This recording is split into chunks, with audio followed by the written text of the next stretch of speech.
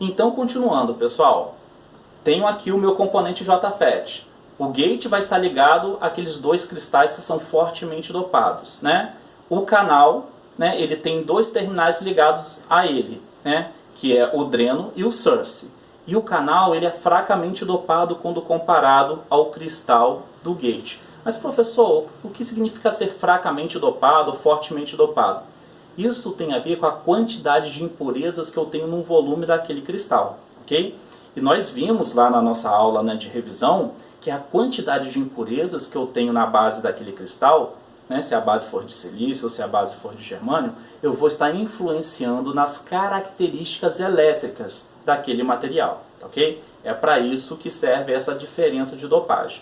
Bem, como a dopagem do cristal do tipo P, que está ali no gate, né, na porta, o terminal de controle, é mais fortemente dopado do que o cristal do canal, significa que quando houver a junção desses dois cristais, a camada de depressão vai se estender majoritariamente para o canal que é fracamente dopado.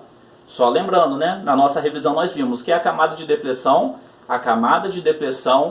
é aquela região em que os elétrons livres preenchem as lacunas do cristal do tipo P e os elétrons livres do cristal do tipo N, ok? Então vira ali uma região neutra. Até aí tudo bem? Então nós teremos dois tipos de JFET, o JFET do tipo N e o JFET do tipo P. O JFET do tipo N é caracterizado por ter o seu canal, né, sendo construído com um cristal do tipo N. E o JFET do tipo P, o seu canal é um cristal do tipo P. Até aí tudo bem?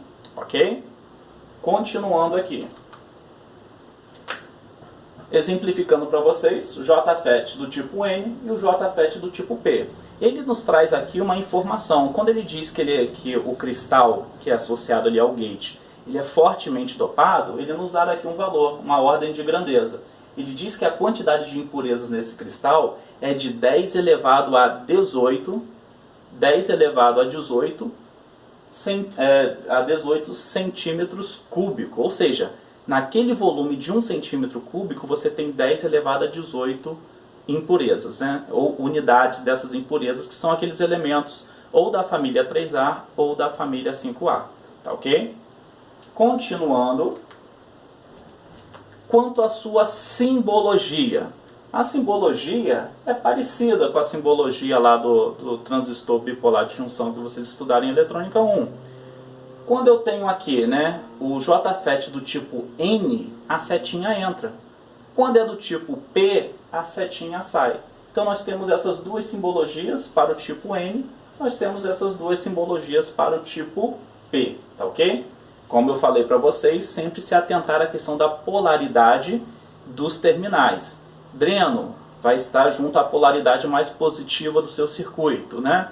O source, a polaridade mais negativa do seu circuito. E o gate, né? A porta. Aquele terminal é o terminal de controle que você vai inserir um campo elétrico para controlar a corrente entre o dreno e o source. Ok? Continuando. Bem, vamos para o nosso primeiro experimento. Nós já sabemos como ele é construído. Mas agora nós veremos como se dá o seu funcionamento. Como que se dá o transporte de carga ou a movimentação de cargas em seu interior. Vamos fazer um teste aqui. Mas antes de começar a fazer esse teste, deixa eu falar para vocês sobre os diferenciais, né, de tensão que nós temos entre os terminais. Entre o terminal dreno e o terminal source, eu teria uma queda de tensão. Essa queda de tensão eu vou chamar de VDS. É a queda de tensão entre dreno e source. A queda de tensão entre o gate e o source eu vou chamar de VGS, gate source, tá? E a queda de tensão entre gate e dreno eu vou chamar de VGD, ok? Nós precisaremos saber qual é essa diferença de potencial que existe entre os terminais para que nós possamos associar o seu funcionamento. O experimento é bem simples, né? A ideia de funcionamento é bem simples. O meu objetivo aqui, na verdade, é tirar algumas características do funcionamento deste componente. Como que vai se dar esse experimento? Eu vou pegar a porta gate deste componente e vou colocar um valor de tensão relacionado ao source, que é o nosso VGS. Sendo que essa diferença de tensão vai ser igual a zero. Isso significa o quê? Que eu vou estar aterrando o source e vou estar aterrando o gate, ok? Que é a porta de controle. E agora eu vou colocar um valor de tensão no dreno, tá? Vai ser a minha tensão VDS. Bem, se essa tensão VDS for igual a zero, significa que eu não tenho diferença de potencial entre o dreno e o source. Logo, a corrente que passa neste canal vai ser igual a zero, ok? Quando eu vou aumentando o valor de tensão no dreno, né, a tensão VDS vai aumentando, consequentemente vai surgindo uma corrente por este canal, tá? A corrente entre dreno e source. Vai existir uma corrente. Esta corrente ela tende a ser proporcional à variação dessa tensão, a tensão VDS, a tensão entre dreno e source. Ela vai aumentando, tá ok? Porém, olhem só que algo interessante acontece. Como a diferença de potencial entre o gate e o dreno é diferente entre o gate e o source, aquela região de depressão que eu tenho, né, neste componente, no meu canal, ela deixa de ser simétrica. Deixa eu mostrar aqui para vocês, ó, a figura. Quando não existe diferença de potencial entre gate e dreno e entre gate e source, essa região, essa camada de depressão, praticamente ela é simétrica, tá? Existe uma simetria. Quando eu começo a aplicar uma variação de tensão entre dreno e source, eu começo a deformar esta camada de depressão. Esta região, ela começa a ser deformada, tá? E quanto mais eu aumento o valor de VDS, maior é esta deformação.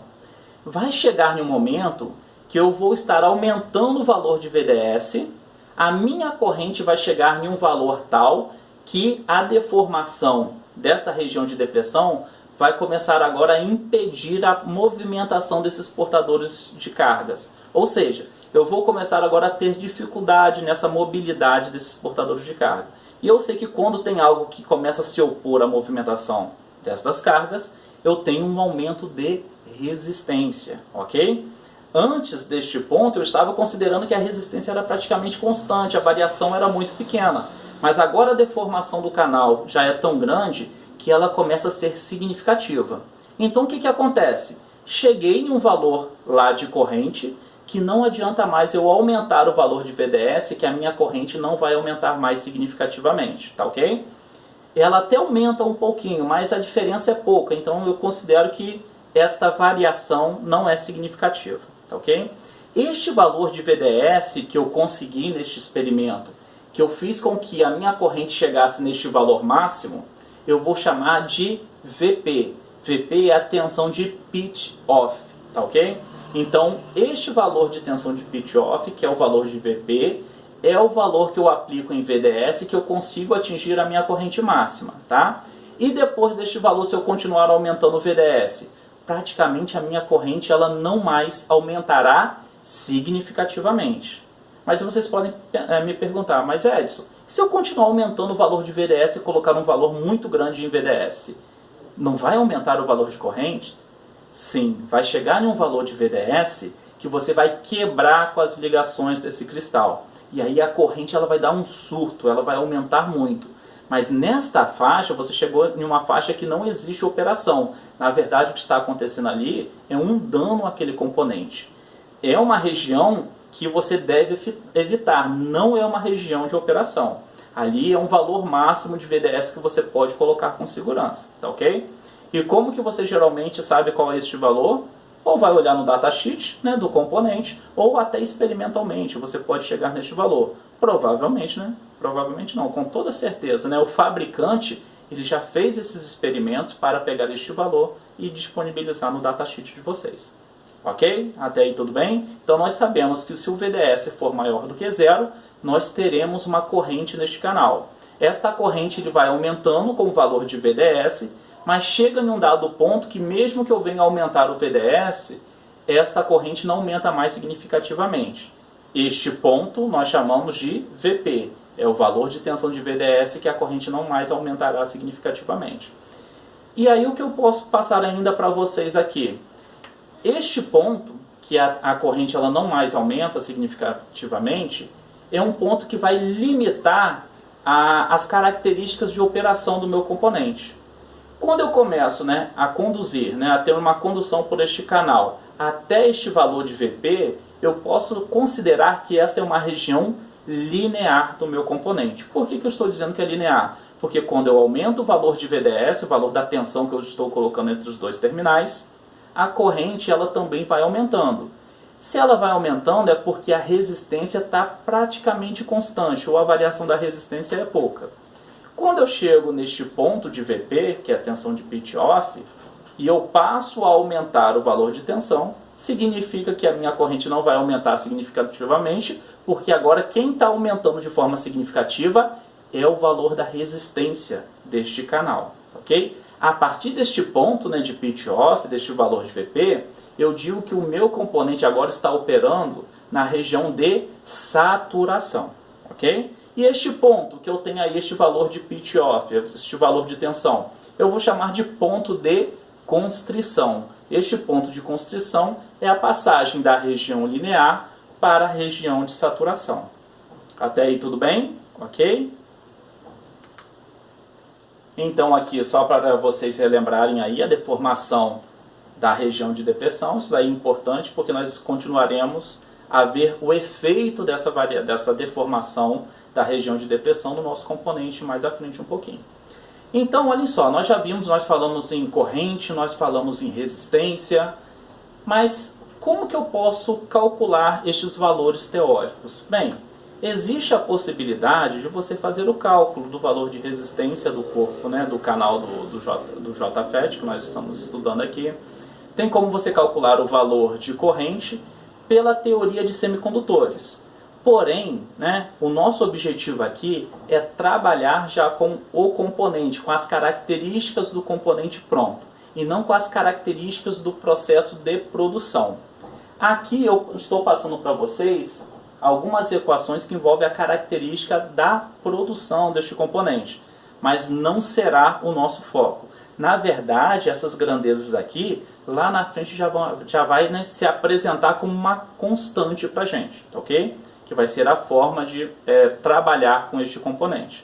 Mas se eu quisesse, por exemplo, calcular a resistência deste canal, bem, é fácil. Como que vocês calculavam, por exemplo, a resistência de um condutor? Lá em Eletrônica 1 ou em outras disciplinas da área de elétrica. Vocês sabiam que vocês iriam utilizar um coeficiente, né, de resistência elétrica, o comprimento do condutor e a área do condutor. Se vocês não quisessem utilizar o coeficiente, né, de resistência, poderiam utilizar o coeficiente de condutividade elétrica, que é o inverso um do outro, né? Da mesma maneira, nós podemos fazer uma associação para calcular a resistência deste canal. Eu terei L, que é o comprimento do meu canal, e a área de condução do meu canal é esta área do meu canal, na verdade é a menor área do meu canal, que é limitada pela camada de depressão. Todo o meu canal ali, ele é limitado pelos cristais que estão vinculados ao gate e ainda é limitado pela camada de depressão. Então, esta área menor é por onde os portadores de carga, né, irão passar. A mobilidade se dá por esta área. Então, eu posso calcular dessa maneira, fazendo essa associação. Ó. L sobre a área, quem é a área? 2A multiplicado por W, né? Multiplicado aqui pelo coeficiente de condutividade elétrica. Ok? Como que eu posso calcular a corrente? Bem, se eu estiver trabalhando ali na região linear, eu sei que a resistência é próximo de um valor constante, então eu sei que corrente é o quê? A tensão dividido pela resistência. Olha, se eu já sei qual é o valor de resistência inicial, que eu calculei aqui, basta pegar o valor de VDS que eu estou aplicando e dividir pelo valor de resistência. É esta equação que eu separei para vocês aqui em azul.